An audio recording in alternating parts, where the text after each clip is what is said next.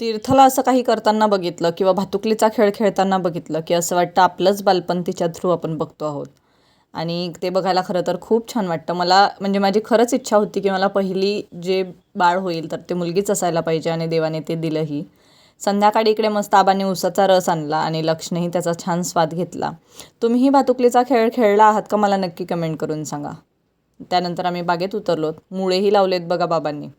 त्यानंतर मिरची, वांगे, भेंडीचंही रोप आता जस्ट लावलं आहे, गवार लावली आहे आणि इकडे पालकाचं, कांद्याचं बी तयार आहे. त्यानंतर अजून भरपूर काय काय लावलं आहे. पालक आहे, पोकळा आहे, कोथिंबीरही आता पेरलेली आहे जी लवकरच येईल. आणि इकडे बघा ऊसही छान आलेला आहे. जवळपास 8-10 ऊस इथे आहेत. पपईची खूप सारी झाडं आहेत. आणि इकडे त्यांचे जे वरती पोर्चमधले झाडं होते तर ते थोडं वरती बांधकाम केलं त्यापासून इकडे ठेवलेले आहेत आणि त्याच्यासाठी सावलीही केलेली आहे आबांनी. आणि इकडे लक्षी गंमत बघा.